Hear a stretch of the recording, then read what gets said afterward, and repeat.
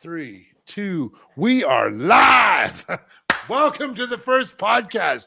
I tried this like about a month ago. I had a couple of Julian Summers, the gentleman that did a lot of the work behind the addictions research before he was excommunicated from his job, and all of his relevant information and schooling that he had to do. He did for like 6 months or 6 years. He just tore it all up. They had to tear it all up. And then after a month, he got bounced. And then my second podcast I had was with a lady by the name of Angelina Ireland. And we did what was called the slaughter pen. There's a slaughterhouse, they call it, at the back end of St. Paul's Hospital. Euthanasia. Our world's changed, my friends. Our world has changed, and I don't know if it's ever going to go back to some relative simplicity as it was back in the 2010s, when you didn't have to watch the news for a week because nothing was happening in the world. But today, it's like, well, what happened this morning, this afternoon, tonight, and later tonight? And don't forget about yesterday, because 5 things happened then. Isn't it crazy, Jim? Yeah, I think we're probably responsible for a lot of things that are happening, Drew. Doesn't make sense. There's so much information. It's like there's a war here, there's a war there, there's chaos there. What happened in Cuba today? A Rebel News went down. Did you see this, Jim? Rebel News went to Cuba to do a spotlight on what's happening there. It's insane. Anyways, my friends, welcome. I didn't even do an intro. I did nothing. This is just going to be our first. We're going to learn as we go. I want to welcome you. Hit that subscribe button if you're new to the channel. Like, comment all the shit you want to comment. I don't care. And neither does my dog. Can you hear that? Can you hear Jimmy? Yes, my dog is going nuts for pizza. We've ordered pizza for tonight's festivities. Listen, my friends, I wanted to do this podcast. I've been thinking about how to create a weekly podcast for some time. I knew that myself wasn't enough as much as a character I am. I've been looking for another male, not female, because we think alike. Men think the same way and women think the same way, just the opposite as the men. But I've been trying to figure out, like, do I get one of my football bros on that really is not an educated dude academically, but lived kind of like the rough life? Like, those are a lot of my friends. And over the past 6 months, I've had an unbelievable opportunity to be blessed, to be put in so many situations. God, I think I've gained 10 years of life in the last 6 months. But I met Jim. Jim, I met you the first time I met you. Was on X. I saw your shit posting on X, and I was like, I didn't like some of the posting, and I sent him some messages. I don't think you should do the Dana White video. Remember that? I sent him a text on the DM, like, don't do that. And Jim's like, well, whatever. But then I met you, Jim, at Kamloops. And not only Kamloops, I met you at University of Victoria, met you at UBC. But I think since Kamloops, you and I have had quite this is an inspirational relationship. My friends, Jim, he can introduce himself, but just my sort of opinion of Jim and how Jim relates to Andrew is Jim fills in all the spots that I can't speak like the words. He's a PhD, I think. He was a teacher for decades. He'll tell his little brief about himself, but I'm that guy from football. I dropped out of high school in grade 9 due to some trauma that I had sustained as a child. Couldn't be around girls, couldn't be around situations, and I just wanted to drink, get drunk, and play sports. And that's what I did until I found drugs and found the criminal network and got involved in some pretty serious stuff. Walked away from all of it when I was 24 after living on the streets for almost 2 years. I got poked in the back and actually got unlived. A doctor from St. Paul's Hospital brought me back to life. And I haven't stopped since. I've run group homes. I've opened up probably 50 different group homes in the Lower Mainland. In those years, I've had an opportunity to play some football at extremely high level. Got some rings, got some accolades, and I was just wondering, who can I do this podcast with? And it was about a month ago. I thought, well, I'm going to ask Jim. But I don't know if Jim's going to want to do this, but Jim and I seem to get along quite well. But we're very different. I guess we come from different places, but we're very similar in the same different way. So, Jim, can you introduce yourself to the guests? Who are you? What are you?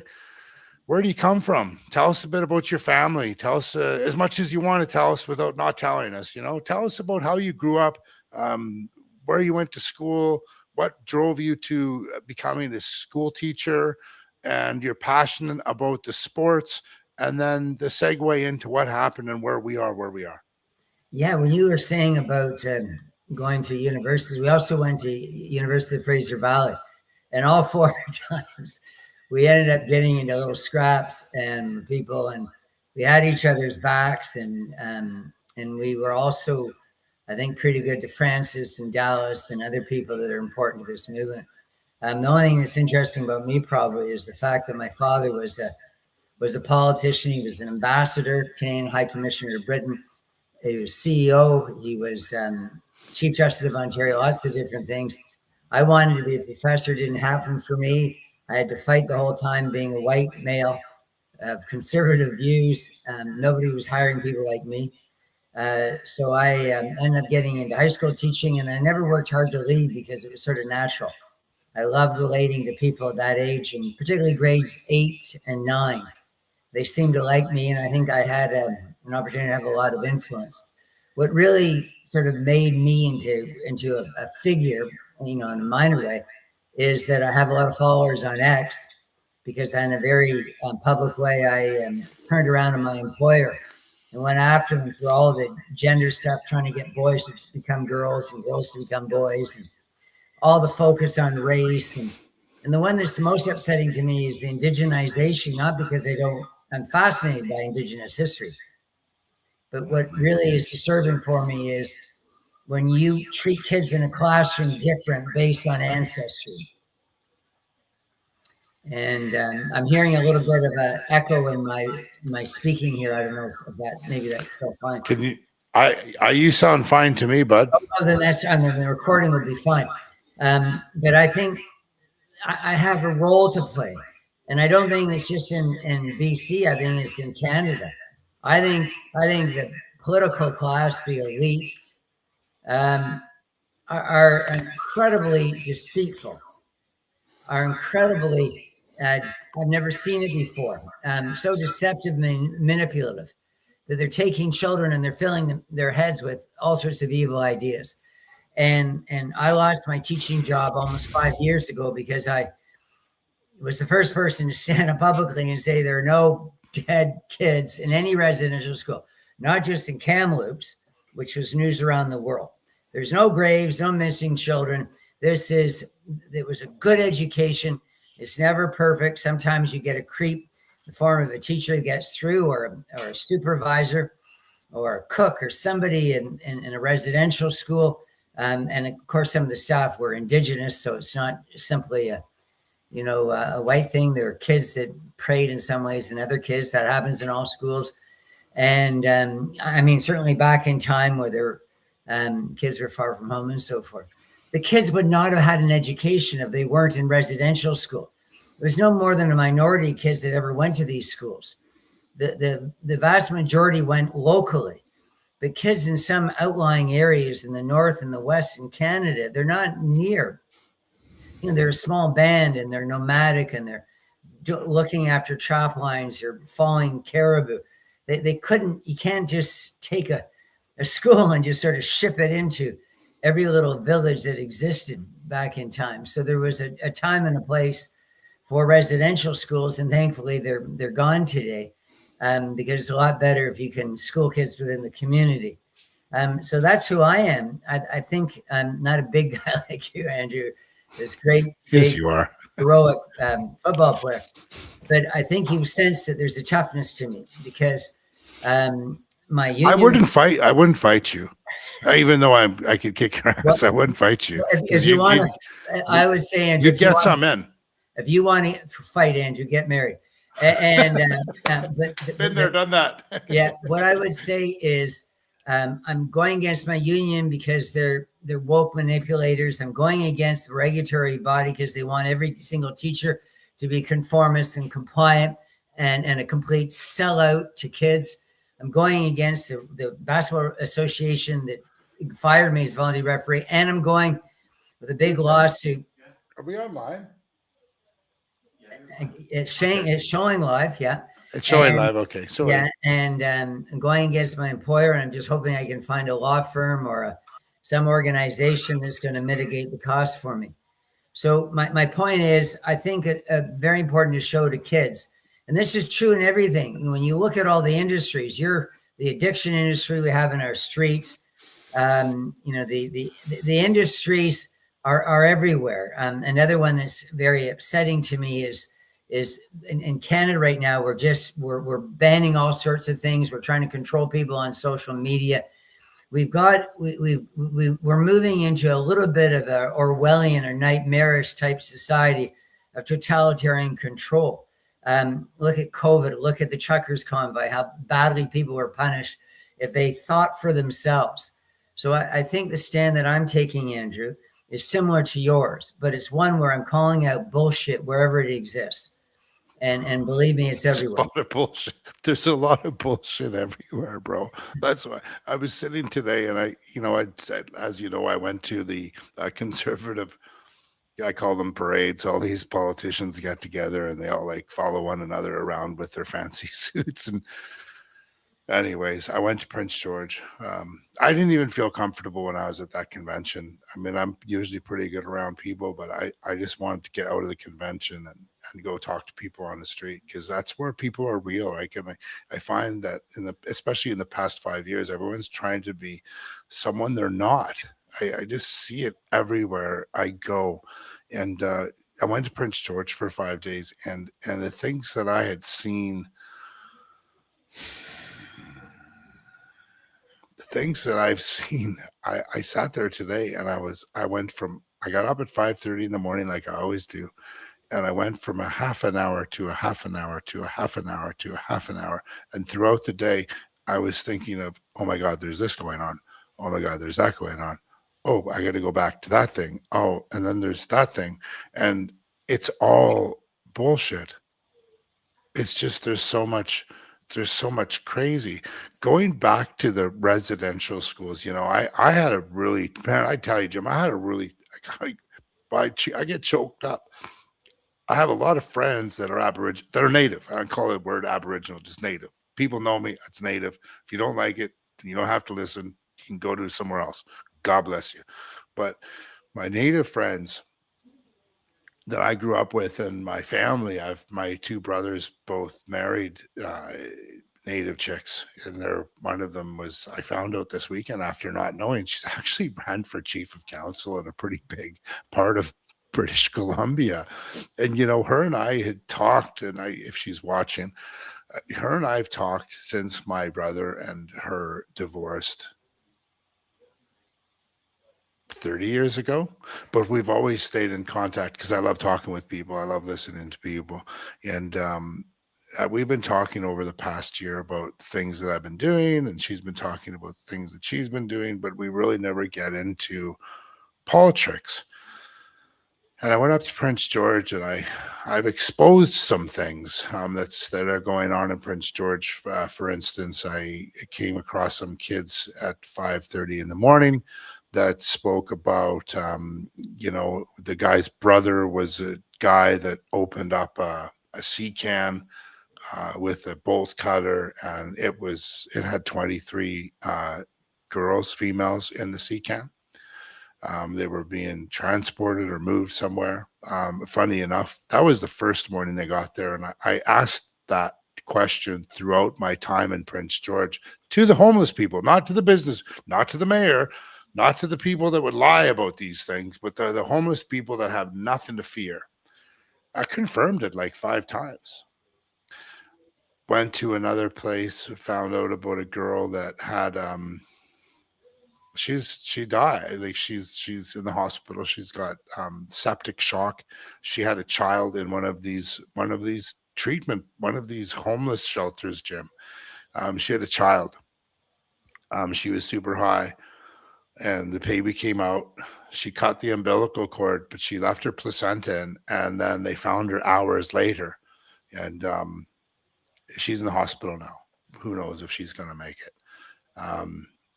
I had another guy phone me. I've had people call me. And if you're listening to this and you have a story in one of your cities in British Columbia, reach out to me. Find me on my channel, Drewcouver.com, my website, Drewcouver.com. Send me an email. If you send me proof of stuff that's going on, I'll come and expose it. That's what I want to do. Like Jim calls out shit. I want to go to the shit and smell it, flip it over, check it out, see what's going on, and then throw it everywhere. Throw it onto the internet. And I'm surprised. What brings us together, Andrew, I think in addition to the fact that we were brought in to support. Jim's a nerd. Jim's a nerd. Jim's also an athlete, but he's also a nerd. We get along. Don't discriminate. What has happened when we went to the university campus and what Francis and Dallas wanted to achieve was this idea in schools is you have all sorts of kids suffering, all sorts of people, and that's what you were talking about. Well, you go into a regular school, and there's someone with leukemia, there's a number of kids maybe with cancer. I mean, there's pregnancies, there's all sort of violence, drugs. I lost my nephew at age 19 to fentanyl. Like all these things are happening for all of us. And it's so fundamentally important that we can talk about these things. Because the people at the top of this society, they just want to get lip service to things and smoke and mirrors and talk their funny language and they invert words and invert meanings and they pretend they're doing something when they're only feathering their own bed. They're real things. And the most important thing when you're a teacher, Andrew, and I would think this is true for anyone that you're working with, teacher, is you come across as someone who cares about people and is honest and gives that person dignity. And so it's not about Indigenous people that I'm speaking out. I want the best for all people. All of them. All of the kids. And in equal measure, what I care about is when people are dishonest.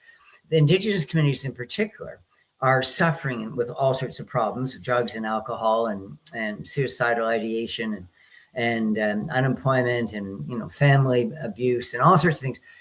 Those are the things that need to be dealt with. Stop taking every single kid and going back into the past and say we should decolonize and remove modernity and have everybody going to work in a canoe and digging for our meals. I mean, it's just so absurd.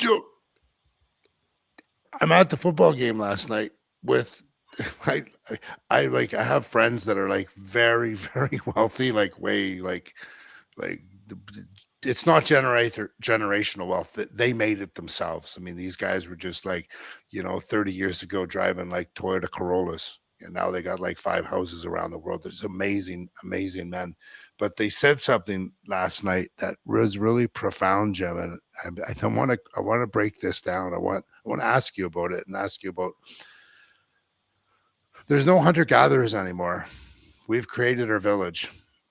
There's only one thing that's going to happen. It's going to fall apart because we don't need hunter-gatherers anymore.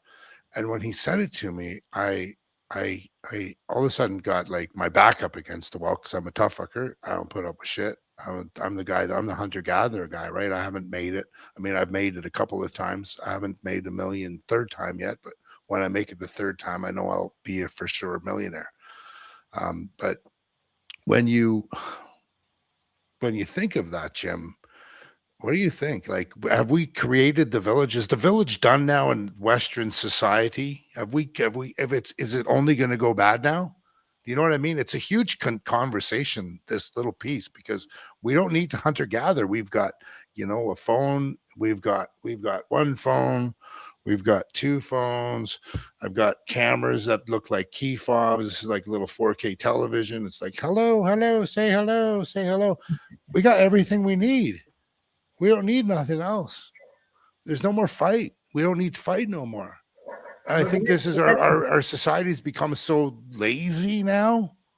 Yeah, but we're so darn lucky too. I mean, Thank you. You're sitting there talking earlier in the show about you got pizza waiting for you, and I mean the amenities we have now. I can't see you at the moment, Drew, Andrew. But I think what we need to do is we need to still recognize that it's never going to be an easy world. A lot of people say to me, "Oh, things are going to hell in a handbasket."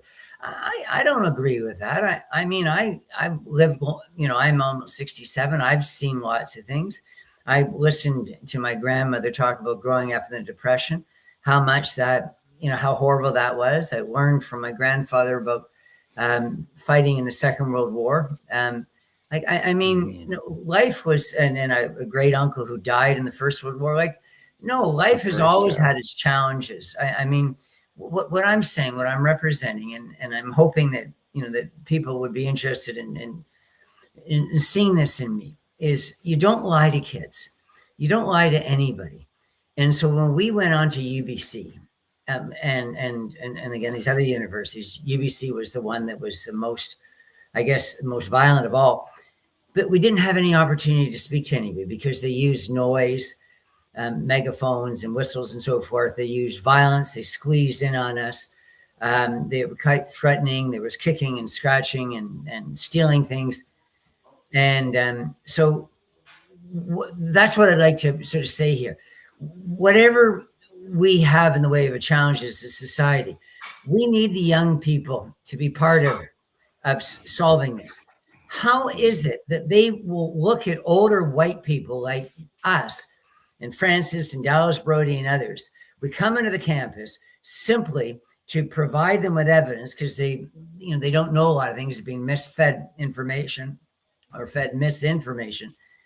And they're completely stone deaf to anything we say. And they say the most inane things. Like they believe anything an Indigenous elder has to say, whether it's kids were put on hooks or impregnated or put in incinerators or drowned. I mean, people are believing that. And then we as academics go in there and we start saying to them, well, you're not hearing the full story.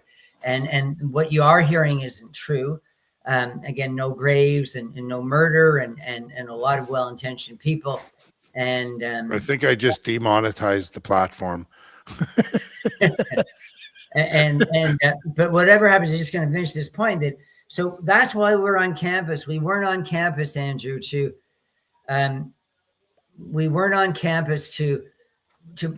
be difficult with anyone. We weren't there to upset anybody at all, and particularly don't want to upset Indigenous people because I think their communities are particularly challenged. Because you're right, this is a different world.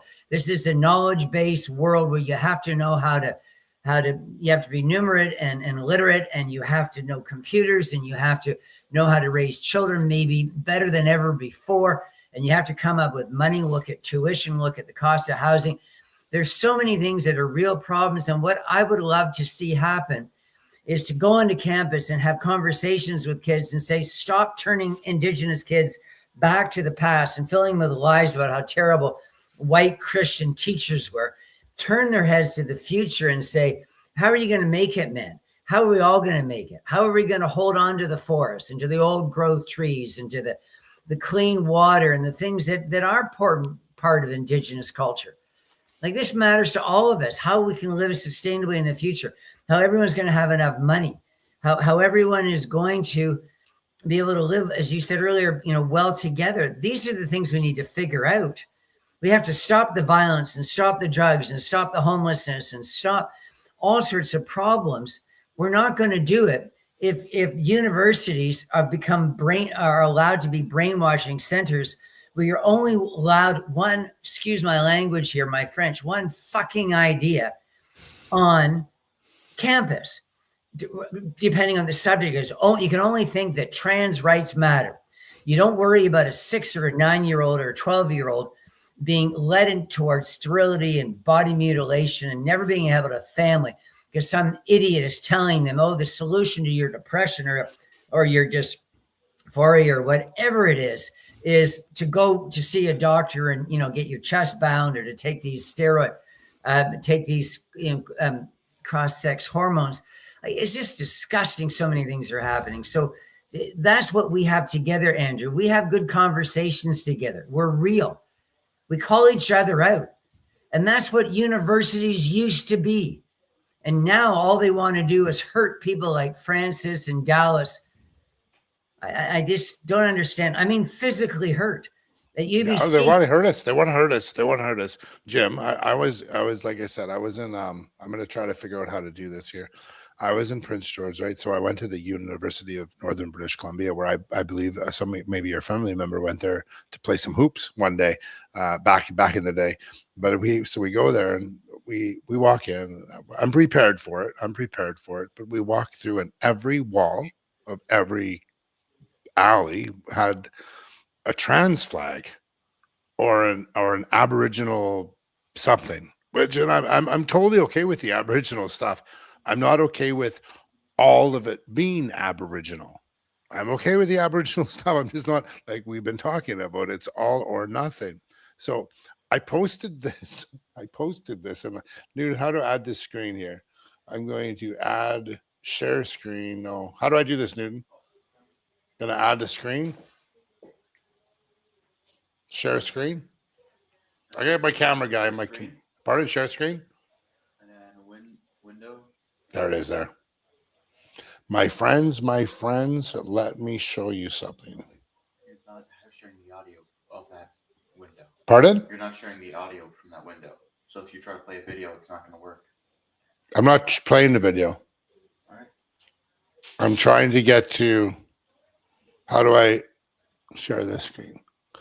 Look at this, Jim. Okay. I'm serious. Now, I put this up 26 hours ago. There's 1.2 thousand. There's 1,200 comments. 1,200 comments in a day. It's one of the biggest. I think it's called Better BC on the Facebook. And I have if a stuffed version of a log mascot reminds you of sexual anything, your problems are serious and most likely you need professional help. If they remind you of children in a sexual fashion, please see your doctor about this. I couldn't identify either of those flags, but not sure why you would even notice it. Do you have a fixation on those flags or the meaning behind them? So some people post this stuff because they sit at home and that's all they do. They don't get out. And friends, if you're listening to this, go to your university locally. You'll see what's happening. It's a madhouse. It's just a madhouse.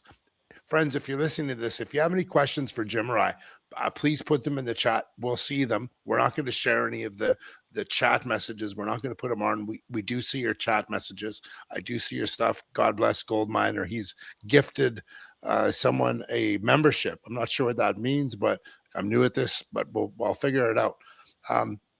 Please ask us any questions. We're gonna talk for about 15 minutes, another half an hour, and then we'll take the questions and we'll just have an open forum. If you have questions, we'll just bring the chat in and we'll have these conversations. But yeah, man, like the university, there's no more conversations anymore. Like it's this or it's that. So we went to the admissions desk. And I wish I could pull the video up, but I'm not that technically savvy yet. You walk to the admissions desk and there's a desk, says admissions up the top. There's two screens and there's a dude working behind the screen.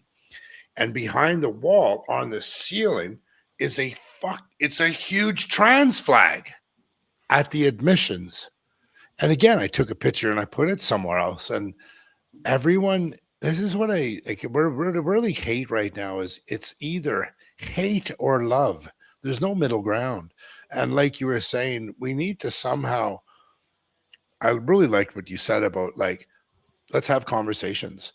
You know, when I go to the Aboriginal, when I go to the reserves and go shooting, go hunting, and go fishing with my friends that I've known for decades, I listen to them talk about the things they picked up as a child from their fathers or their grandfathers about the different bark or the different, you know, they have all these little tinctures that they use for like swollen knees or like a cut finger, all the different things. It's absolutely amazing.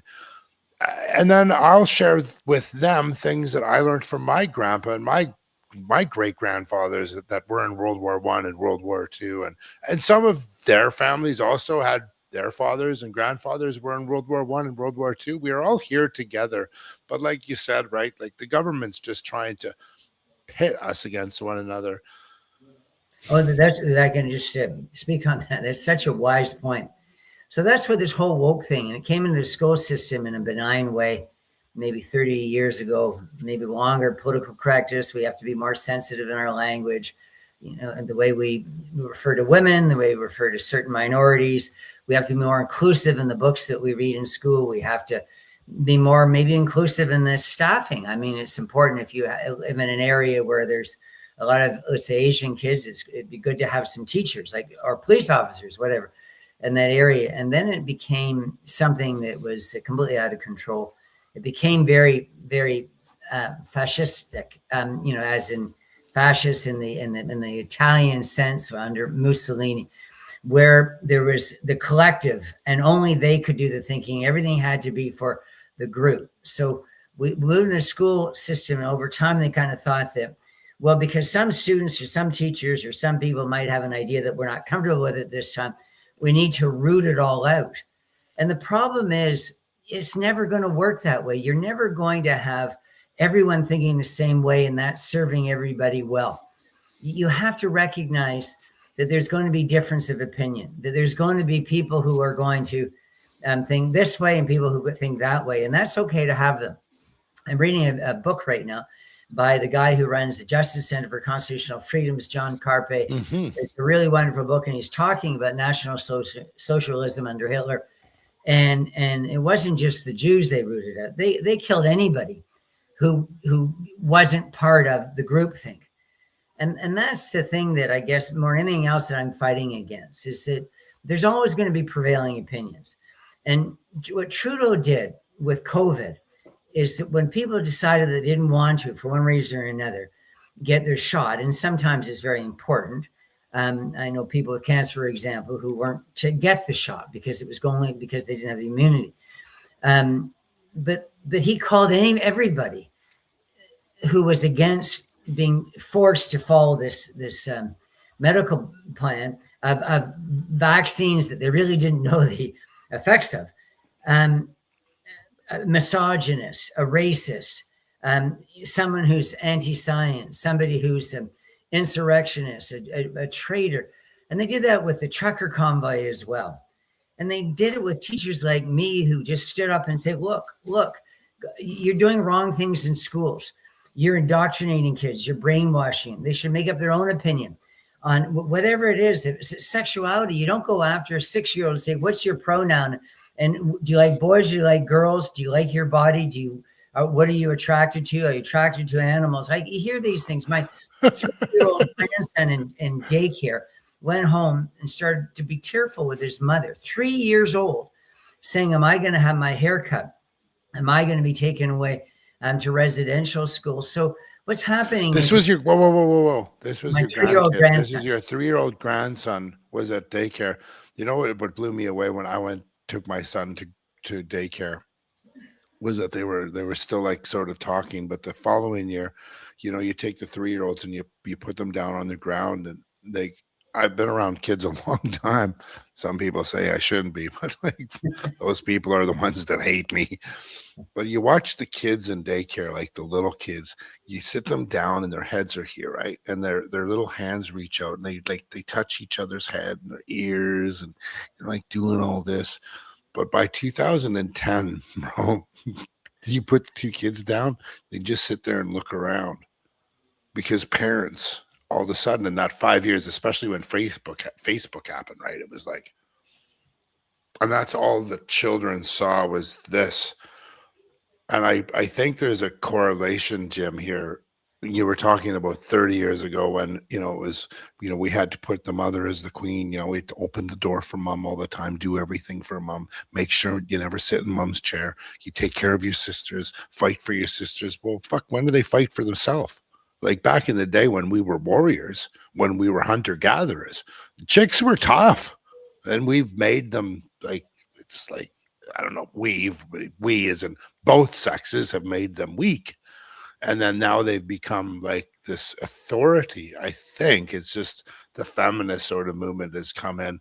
And now with the children, those little kids 15 years ago that were in daycare, now are the 17, 18, and 19-year-olds that are in the first year of university. And Jim, whenever we've gone to these places, and I know we've talked about this, it's not I don't know if you've had any experience talking to the older ones.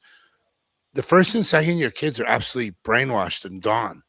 But at the third and fourth year kids, I don't know if you remember the gentleman I spoke to at the University of Kamloops from Poland. He's in his third year. He's like, he came out afterwards. Hey, what's the fuck is going on here? All these people are screaming and yelling and banging pots. I'm like, bro, who are you? He goes, you're Drewcouver. And he had a story for me about a situation that happened. But these older kids, the third and fourth year and fifth year kids, they're able to talk to us, but it's the first and second that aren't. And it's like you watch the systems and the kids that you've worked with and I've worked with that are in their early 20s. I just had a kid that I coach has just got signed in LSU. I've got another kid that's going to Cal Berkeley, bro. Do you believe it? Can you believe it? He's going to play basketball at Cal Berkeley. Nice. One of my kids I coached for years. I'm so excited. I'm pumped. I'm going to both of their games this year. But these kids that are in their 20s, the boys especially, I'm going to have some sons that are in their 20s, early 20s. They want to fight, but they're too afraid to because they're just sort of sitting back. I actually feel horrible because, like you were saying earlier, it's like our age, we want to fucking go and tell the truth and go and fight, and we got to make the things happen. But the 20-year-olds and 30-year-olds are like, they don't even want to question adults, man. That was your whole. That's what you did in the 70s and 60s. How many times you punch out your dad? What you did is you looked at every adult and you said, "I'm going to question your authority." That was what was wrong with the 40s and the 50s, and we realized we ended up in this horrible world war, and then afterwards there was other stuff, still the Korean War, Vietnam War. That things weren't always being run well by the older folks, so you needed to think for yourself and think critically. And make a better world. There was a rejection of the adult world when I was young. And now what we're wanting to do, somehow, we're wanting to put all kids into an emotional rubber room. And if there's a teacher like me that gets them to think outside the box, then everyone's going, oh no, you're hurting the child. You're making the child unsafe. It's just so counterintuitive. What kids need to do, what we all need to do to make it from 0 to whatever 80 or 100 is you got to be tough and you got to think for yourself and you got to be able to handle yourself in difficult situations. So the idea again of going into university campus and seeing all the kids going, oh my gosh, he's saying something that I wasn't taught. He's saying that this group, weren't all murdered by that group. I mean, it's just the most extraordinary thing. What you should be doing is you should be going up to an old fart like me and should be going, okay, what do you have to say? And challenging me. Challenge the old guy. And then also listening. If I'm making more sense, which generally you do when you're 60 something as opposed to 20, then take advantage of that moment. I mean, this is what we need to do. We shouldn't be pitted against each other. Races, religions, sexualities, all this stuff. We should just see ourselves as part of embrace our basic humanity. And when older, again, white people like Francis Whittleson and Dallas Brody or anyone else goes on a university campus with us, it should be an opportunity to learn from them. Why is it that you feel compelled to come out and speak to us? I'm sure there's other things you could be doing with your day. Well, we think that your professors and your university administrators aren't giving you the goods. They're deceiving you. They're manipulating. They're Pied Pipers who are wanting to create a world that they are going to benefit from. And what Trudeau benefited from is this idea that everyone was racist and horrible toward all these minority groups. So during the George Floyd, he was taking a knee, even going out during COVID to do it. And the native stuff, riding in on a black horse to say how terrible, the early white Europeans were. The point is, none of this serves anybody. The best thing to do with young people is just to give them the knowledge and the critical thinking skills that are going to allow them. Don't tell them how to think. Let them come to their own conclusions. We didn't go into campus, Drew, ever to say, you need to think like us. We never did that. We just simply said, look, you're not getting all the facts, and some of the facts you're getting are untrue, such as the 215, which started dripping in BC, started giving huge swaths of BC away to one small race. Are they giving it? Like, here's the thing, like, so I'm in Prince George, and I've heard about this happening, and I talked to you earlier about it, and I really want to dive a little bit into this. By Burn Back Better. It's called Burn Back Better. So what's happening in BC right now, I'm not sure if it's happening in other provinces. I'm sure it is, but I haven't had contact yet. I've had a lot of contact with a lot of people across Canada, but I haven't had this conversation with my main people across Canada, just in BC. What's happening in a lot of the smaller towns, and it was really predominantly like explosive in Prince George, was that a lot of these, there was 7 buildings in the downtown, like right in the downtown core of Prince George. There's all these, you drive downtown, and it's like, hey, where's the building? Hey, where did that building go? Hey, that used to be a stripper bar. Where's it gone? Hey, where's Home Depot? That's gone. Hey, where's that generator bar? It's gone. There's all these buildings. They're gone. So what's happened in the past 6 months, I have a friend of mine that he owns about 15% of the downtown core of Prince George. And I always go like, all the buildings everyone thinks, well, the economy's bad because there's no more businesses downtown. But the reality is they've been burning the businesses and the buildings down. That's sort of been vacant since COVID. So they burned them down. So that one building that has a 30, maybe a 40-foot front by 120. So it's 40 by 120. It's like a 6,000 square foot block. It's just gone. It was worth $120,000. They were trying to sell it. COVID came, and everyone's trying to get rid of their shit. It's gone now. So what happened, Jim? What happened with that? What happened with that land, you think? Well, we never gave it to the natives. We never gave it to them. The federal government gave them money, and then they bought it for triple the price. And we're seeing that with these NGOs, these nonprofit groups that are built, buying the hotels and then sticking the homeless people in it. And I know so much information about this stuff. And I tell you, I got to show you this video, Jim. Where is it here? This video is, so in Prince George, if you're listening, you want to scroll down on my X or my YouTube. I did a video on this. It's a 3-minute video. There's 2 buildings downtown on First Avenue. They're both 4 stories high. One of them is full of homeless junkies. Just call it what the fuck it is. They're homeless junkie crackheads on fentanyl, or they're on the cracky. So they're completely gone. They're not the alcoholics. The alcoholics are in. Are you ready for this? The alcoholics are in the old abandoned SROs. The junkie people are in the new beautiful builds.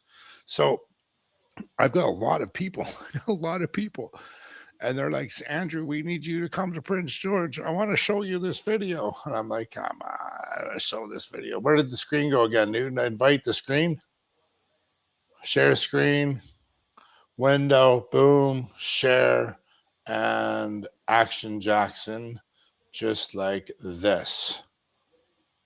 Okay, Jim, this is I'm serious now. I'm not shitting you. So if me and you decide we're going to build a little motel, and we're going to put junky, cracky people in it, we're going to put 4 levels of fireproof gypsum. So the drywall, it's fireproof gypsum. Or normally, if you and I were to build a house, when we wanted to build walls, we just put the 5/8 in.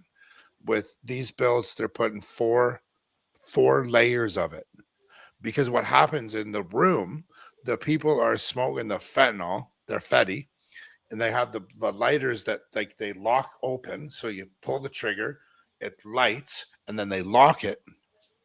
Then they do their thingamajigger, and then they fall over. So in the first couple of years, what was happening is the buildings were burning down, or the whole floor was burning down.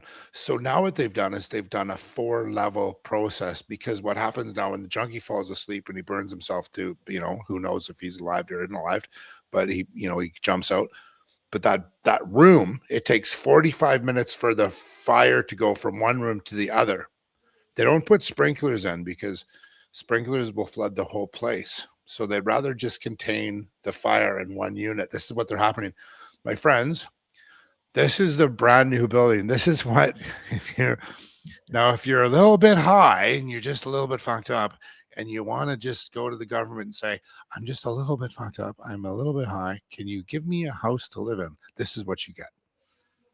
This is the 3rd floor of one of these places. This is a room. This is the apartment you get. Can you believe this? That's pretty nice.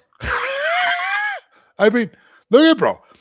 2 sinks, fridge, oven, like the works.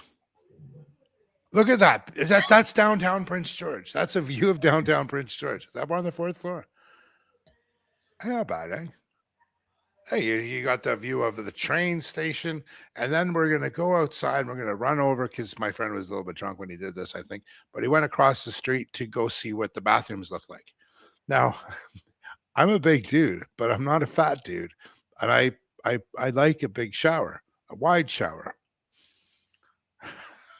I can't believe this, Jim. Look at sink, toilet, big, huge, tall. Like you get it's not one little window. Remember the old house, you get a little window. This is like a 3-foot tall window that's a smoked glass, just in case, because if you're a naked junkie, you don't want to be walking around the bathroom, people looking at you. Look at that. See that shower, bud? That's one of the wide, it's like the wide shower.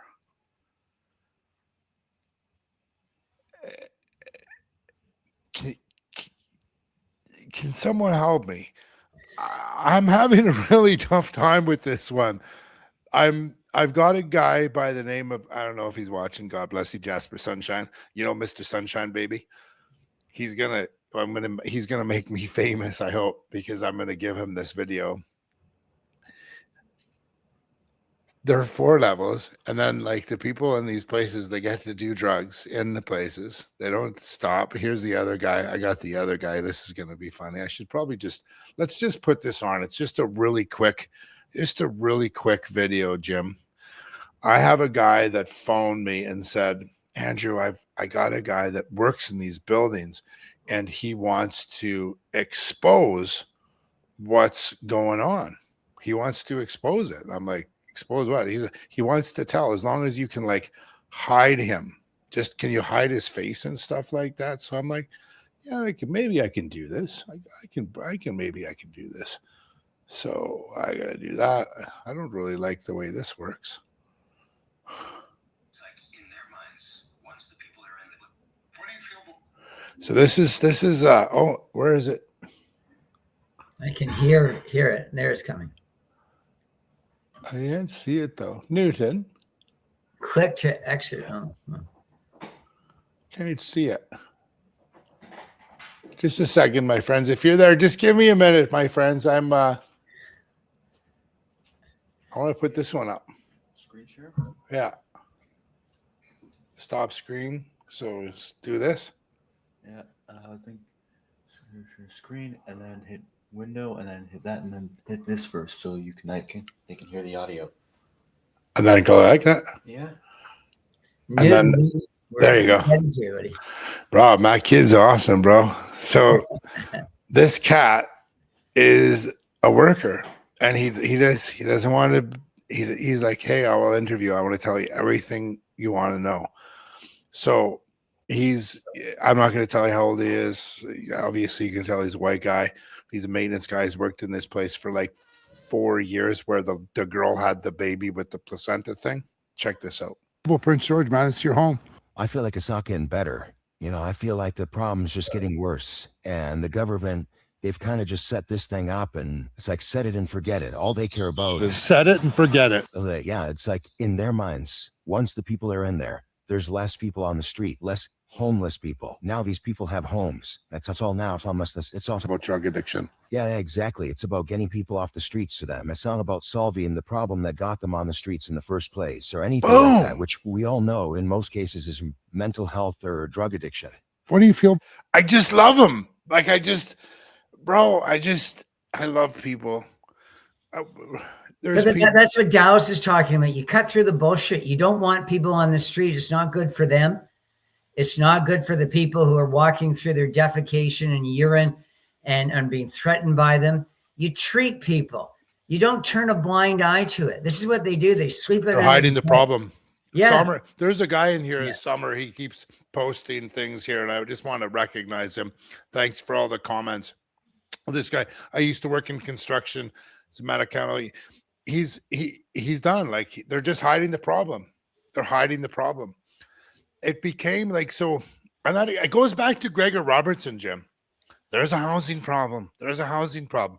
Where there's a freaking housing problem because I live on the west side of I live in the west side of Vancouver. I live in like 5 blocks that way. My buddy that built Lululemon lives. 5 blocks that way. My other buddy, the twins live, the Sedines. They just live like 4 blocks that way. I've been to their house, been to Chip's house. I live in this area where the Chinese moved in, right? With the Chinese, the migration and the money. And there'd be a street that are, it's a street. There's like 10 houses on each street.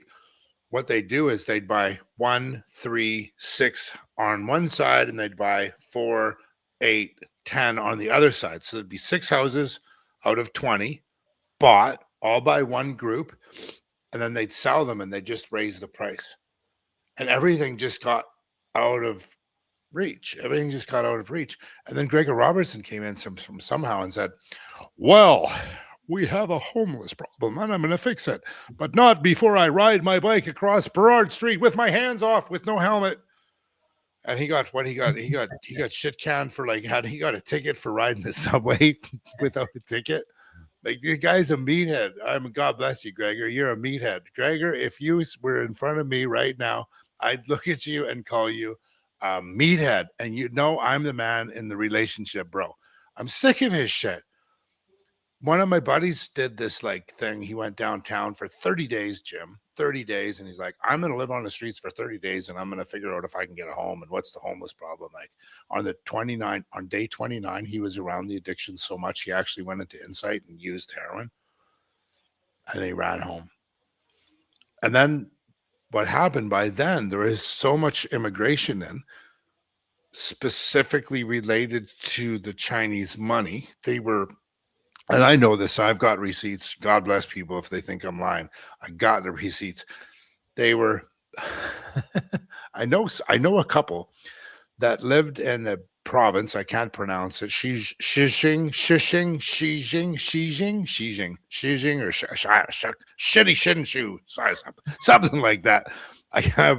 I'm an English guy from Prince George. I speak Prince Georgian. So they lived on this 20th floor of these 18 buildings. They got a loan to build a convenience to buy a convenience store in one of the bottom of the buildings. So they got a loan for $15 million. Well, 3 months later, they came on a vacation to Vancouver. And 3 months after that, they funneled their money through lawyers into Vancouver, and they bought a house right down on Point Grey. And it's this money just started coming in, and that really created the homeless problem, because there is so much. There's still last year before all this bullshit happened, there's 32% vacancy rate within the the condos. It's like 30% vacancy rate because the Chinese won't rent to the white people because we're Yeah, dirty people. Yeah, and I agree with all that. But just from my own perspective, my parents in the early 60s bought their first house.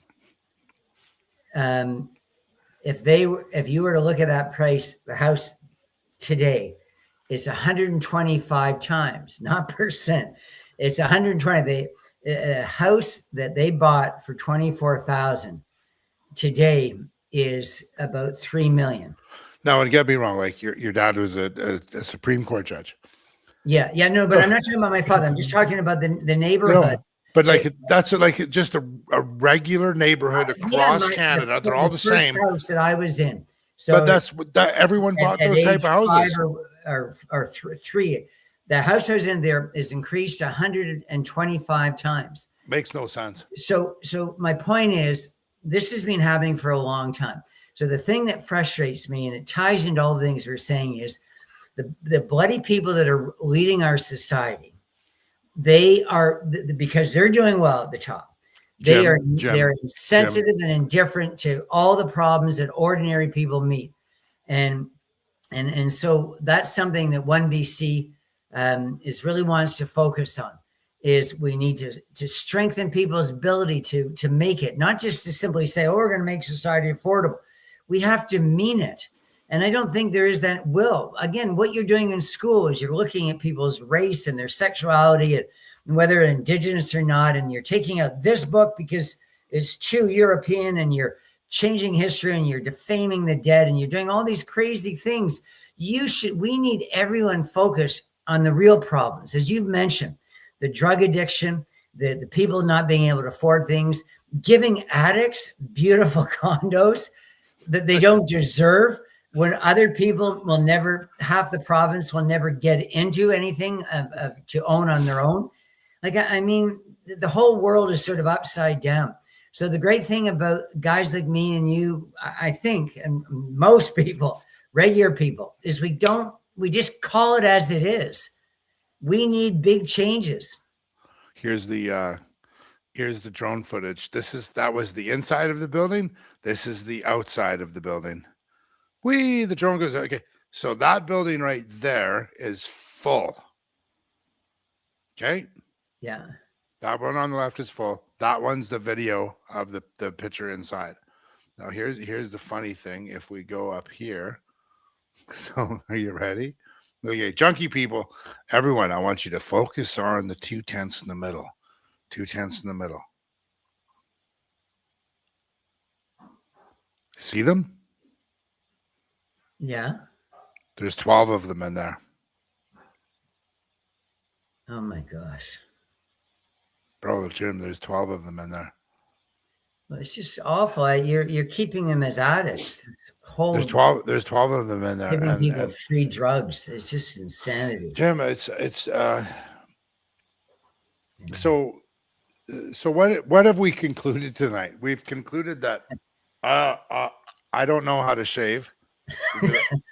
My friends, I actually got a cut right there. I started like, okay, we gotta be environmentalists, and I gotta stop using the throwaway brick razors. So I bought myself a deadly straight razor. So every once in a while, I like straight razor cut myself. But God bless. What have we come to tonight? We've come to the fact that history is happening. We were in a really interesting place after World War II. Men came home. Women were now working in the workforce. We continued to work. The feminist movement started around the 70s or the 60s. All that stuff sort of came in. You're 15 years you're old. You're 15 years older than me. It's like Jim, you still really do this here. We're gonna get some plastics here. Next time you see us, when we're doing podcasts in 5 years and it's still here, we'll have plastic surgery. Fuck, if you're not having fun, you're not living, bro. The shit that goes on in my mind after doing the shit that I do. So in the 70s, it was just like combat veteran, man. We were just tough people. It was a different stock of people. Dads weren't around to bring up the sons because dads were not there because they were in the war, so they didn't talk when they came home. They just came home and worked 24/7. It was funny. I was talking to a friend last night. She's around your age, Jim, and she put it to me like this: you have to understand, Drew, when our dads weren't really there, and our moms just cooked and cleaned. Like that was what it was like in the 70s. And I'm like, oh, okay, because I'm an 80s kid. So in the 80s, all of a sudden my dad was there. I mean, my oldest brother, he's 10 years older than me. My oldest siblings, they were super jealous of the relationship that I had with my father because now they were gone. And all of a sudden fathers started in the 80s becoming, there was a different family unit than the 70s, than the 60s. Then in the 90s, it just became different. But over the decades, our society, I think, like I said, it's gone from hunter-gatherer. We're now in a village and everything's calm. And it was calm for so long. Like I said at the beginning of our talk tonight, we get to this place where I don't need to watch the news. And 10 years ago, 15 to 20 years, I didn't need to watch the news because there was no bad news. I mean, yeah, there might have been a terrorist attack over there, the oil fields went there, but nothing in Western culture was bad. We didn't have to fight. And I think, unfortunately, Jim, tell me if I'm wrong, I think that's what's happening with our youngins, our men that are 20s and 30s. They don't know how to fight because they never had to fight unless they were in sports. Does that make sense? Yeah, absolutely. So I think it comes down to values, what our young people are lacking. And this sort of ties it up maybe. They're lacking the independence of thought. They're lacking of spirit. Of trusting in themselves that they can come up on their own with good ideas without having to parrot those of their teachers and everybody around them. That our society is good. I remember in the 70s how excited people were with the Canada played the Russians in hockey, or when somebody Nancy Green. How cool was that? Look, so wait a second. You were born in 59, 58? Yes. 59. So you saw the 72 games. Yeah. You saw that. I was born in 70. Wait a second. Tell everyone what that experience. You watched the game in 72. Yeah. Like the Russian and the Canadian. That was in 72, right? Yeah. Do you remember that? I know it's a while ago. Do you remember?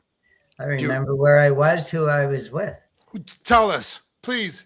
Yeah, take us through that night. I would love to, but I'm just not a hockey guy so much. That's okay, but it's about the values. It's about the camaraderie in your house. All Canadians were together, and I was starting to say Nancy Green, and a little bit later in the 80s, Terry Fox going across Canada. There was no talk about this person's of this religion or this sexuality again, or we didn't have that. This wealth group. I mean, there was a great sense that we had moved better society. It wasn't about this group against that group. So we took a wrong turn. And then now, in addition to that, we've got this crazy authoritarianism in our leaders where they punish people for actually being regular Canadians, for picking up a flag, for standing up against a government during a stupid health mandate where they're forcing everybody to take an unknown drug, or forcing truck drivers to pay all this money to lose their jobs because of all the restrictions at the border. Look, ordinary Canadians look out for each other, and that's gone. What we're doing right now is we're looking at each other being part of this group and that group. That's all bullshit. Look forward, move together, no special rights for anybody, no special regards. Look, one thing about us, Andrew, on this show, and every time we talk a lot, we don't always agree. We never get mad at each other. We might call each other names or something for a second, but the point is we're doing what regular Canadians did. We had conversations. We learn from each other. We go forward. That's the Canada that we want. Not one where, oh, I'm offended. Oh, he's a racist. We don't do that. We're together. We've got a common purpose. We're going to rid our streets of homeless drug addicts and help them. We're going to make sure that kids don't learn a false version of history.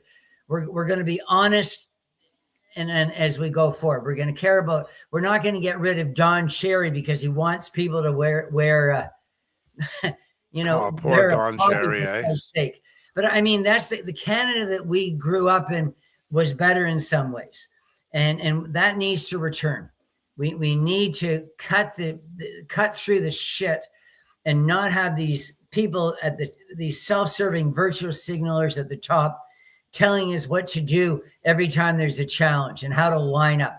During COVID, they had kids in high schools. They had to walk in between cones and along lines in high schools. I mean, it was just absurd. These kids weren't even vulnerable. It's horrible. It's horrible. I mean, they just wanted everybody to be like a Hitlerian brown shirt where you don't think, you're just programmed to go out and murder.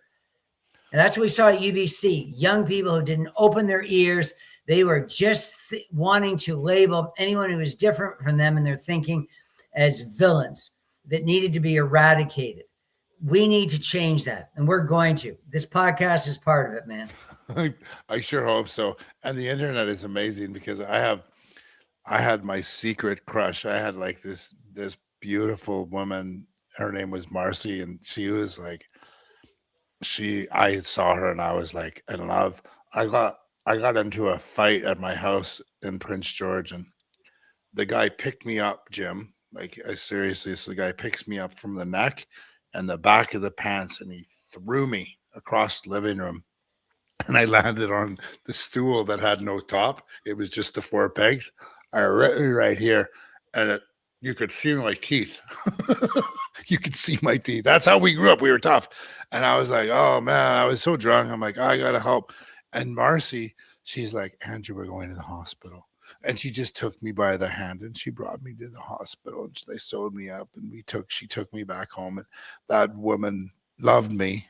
And when I got sober, we loved one another. And she was with a man. She had it's now her husband and had kids, but she was like not with him when I got sober 30 years ago, and we kind of got together. And today she does this. So this is the video I did of what happened at this school. Where is it here? Come on. Oh, please show it. It's not going to show it, but there's this school here. There it is here. Watch this school, Jim. Come on, please show it. It's just taking a bit of time for load. There's a school there. I don't know if you can barely see it here, but it's got the woke everything on it, the tranny flag and everything. And here's the girl. Her and I love each other. Like we're best friends. Like I can call her like whatever I want to, and she'll say, I still love you. You know, we're just like you were talking. But this is all like look what she wrote. I put the picture of the Tran flag on Facebook. What the beep is wrong with you? I understand you want to prove a point about addictions, but I can get on board with some of your points, but don't come back here preaching your hate, PG woke bullshit. It's called inclusion. I'm like, what the fuck? So I said, Marcy, PG has gone mad woke. Just as BC has. Inclusion doesn't mean indoctrinating children into thinking that they're in the wrong body and having their parents go to jail if they don't toe the line. Let's parents choose. What I've seen all over PG was shocking. You will see, if you want to watch what I put in the visuals, that was the church of our best friend. Like our best friend went to that church. Now the trans activists took it over. And wait a second, the trans activists left because they're not a thing anymore. The trannies are disappearing. Like these are Antifa parades and shit. You're noticing that's disappearing now. The Iranians are coming up. But I said, it was sold. That church was sold for 3 times. Again, it wasn't the better burn back or whatever. The churches are being dismantled. And now the Aboriginal societies are coming in and buying it. And this is how I always end with my friends. Like we just go on and on. I just said, we're friends first. We're friends first before we're anything else. But I mean, this is just, Jim, this is what I struggle with. And I don't know if you have friends that are gone woke to the point where I don't see them, right? And then because I'm on social media, I post a picture of a Mr. PG with a little tranny flag, and I got 1,800 comments later, 24 hours, and some of them are my close friends, and they're hating on it, like hate. It's not like what you said, like, hey, we disagree to agree. It's just hate. I wonder how I hope I have faith. I don't really have faith, Jim, but I hope that we can get these people back. I don't know if we can. I don't know what the answer is. I think like what you just said, 1BC, people like you and me, Dallas, Francis, other people like us, we need to continue our fight. And the big thing is, my friends and viewers, this is what I always say. My kid's eating more pizza. He better save some for me. Sorry, I've been eating. The one we say is it's not only that everybody's equal. It's just that we're all this old all for one and one for all. You know, this is old mythology. This is, you know, it's Christian theology as well. I mean, it's beautiful. Let's stop hating anyone because they have a different opinion. Let's just help each other. Hopefully everybody gets to live a long and beautiful life. That's right, 1BC, yeah. And I hope, Andrew, that you become part of 1BC. Because I really become part of 1BC, as a candidate. It's the only political party that well, it's not a party recognized in the legislature building anymore because of and I know that one day where Jim and I will talk more about that, but I don't think it's appropriate right now because I'm sure people are wondering. Yep, someone's asking the question already in the chat. We're not going to talk about 1BC's politics in the back of what's going on. But I think if you agree or disagree with me, Jim, please let me know after I make this statement. 1BC, I wore this hat today. I live in a neighborhood I live in David Evie's riding. So you can imagine, I'm actually afraid to wear it sometimes. But today, because I was going through a lot of emotional difficulty because of what I've seen in the past week, I went for about 3 really good long walks down 4th Avenue, down to the beach, and Point Grey, did my thing, walked my dog, talked to some police, talked to some people. But there was probably 5 people that stopped and said, I love your hat. Where can I get one of those hats? Are you friends with Dallas?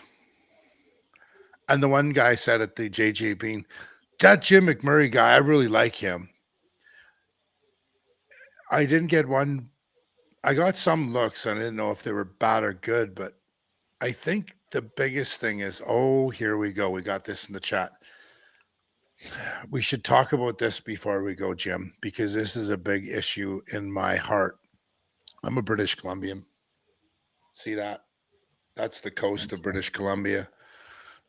My friend that lives in Skidegate, that's in Haida Gwaii. Yes, it's Haida Gwaii. It's not British Columbia. I don't give a fuck if you get mad at me, but whatever. It used to be Queen Charlotte, then it's Haida Gwaii. Now it's theirs. If you got a problem with it, go to Haida Gwaii. Oh, guess what? The person probably with the problem with it, Jim, has never been to Haida Gwaii because they don't have enough money to go there because it's really expensive. It's only for the elite, but it's a beautiful place. But 1BC, Dallas Brody, Tara Armstrong, Paul Ratchford, Tim Thielman, Jim McMurtry, they speak for the people that sit at the kitchen tables that are afraid to go outside the house to speak what they're speaking at the kitchen table. And I just say that as much as I can. I think that's all I get from 1BC. I know 1BC is going through a change. I know it's going through some progressions. I don't know what's going to come of it. It's not my opinion to elaborate on what the future holds, even for myself. I only got today. But there's a comment here, Jim, that came up. Many British Columbians who want freedom are moving to Alberta to be independent like myself. Too many Liberals in Victoria and Vancouver used to live in Esquimalt. Now it's woke to the max. And they're absolutely right, Jim. And you know what kills me is I hear people that are leaving. And you know what? We're allowed we're Canadian. If you don't like it in Toronto, you want to go to Vancouver. How many Vancouverites do I know that used to live in Toronto? Thousands. How many people do I know are leaving BC right now to go live in Alberta? Yeah, a few dozen. The sad thing, and it's probably the last thing I should say. I work tomorrow, so I better get. Yeah, we're done. I'm teaching. I'm not supposed to be teaching, but I'm still teaching. Don't And tell them that, Jim. They're going to find out where you're teaching. I want them to. I want to drive these people crazy. They're going to have to go through, of course, 1,000. Let's land the plane here, though, Jim. What do we do? Like, what I would say with the woke thing, it's obviously is nauseating, and I appreciate that person saying that. Not many people can afford to, of course, lift up all their stakes and their family and put everything in a car and drive away. We're all somewhat grounded where we live now, and it's hard to make changes. If people can, all the power to them. But the David Eby's of British Columbia are going to be yesterday's news soon, because they're there just to, I think he's a communist. He's an elitist. Socialist. He's somebody that wants just to, create a race war. I think he's a really bad person, and so I'm confident that it's not that 1BC. I believe in 1BC, but I mean, and anybody with any party that endorses the British Columbia that we used to have, where everybody mattered, everybody had dignity, and everybody's economic future mattered. That's what we need to return to. So I'm not here with you to be 1BC, although I'm delighted to see you in that hat.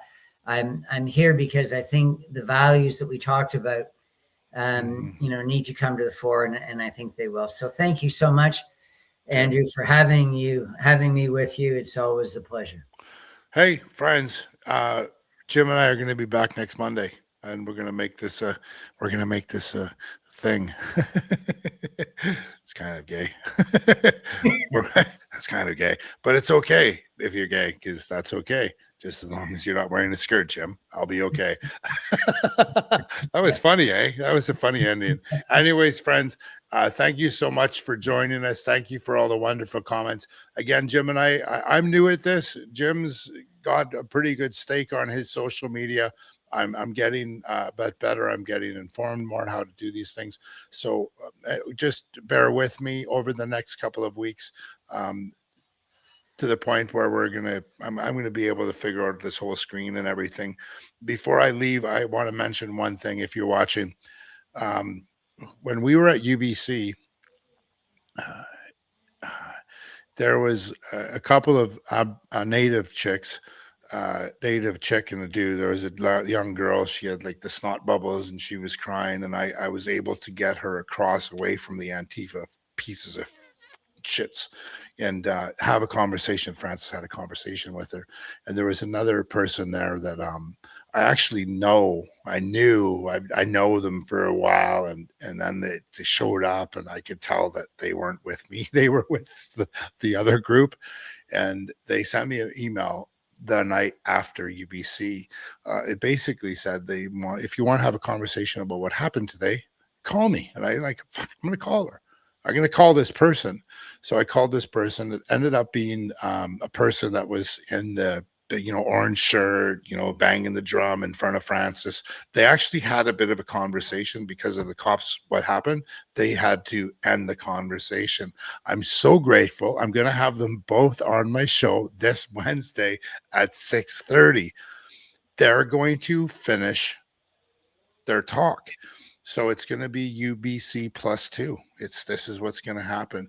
And I'm going to tell you all that I'm going to try to, Jim wants to go on to UBC. Jim wants to go on to the campuses. Dallas, Jim, and Francis want to go on to the campus. I don't really want them to. I'm not against it. I'm not for it.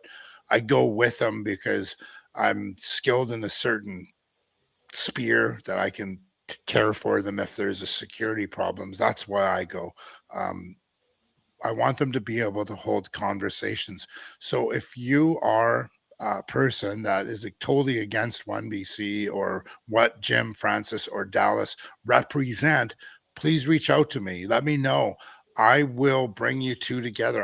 You want to talk to Jim? You want to talk to Francis? You want to talk to Dallas? I'll bring you together. This is what I do professionally. I'm actually a professional mediator. I'm a rostered mediator, negotiator, crisis and trauma interventionist. It's what I do professionally. It'll be a safe space for you to have a conversation and ask Jim those hard questions you have to ask. And I'll make sure that Jim does the nice thing. And Francis, it'll be a good conversation. So for all you that are listening, please join me on Wednesday night at 6:30. Jim, thank you so much for being on. We'll talk to you soon. We'll see you next Monday. All right.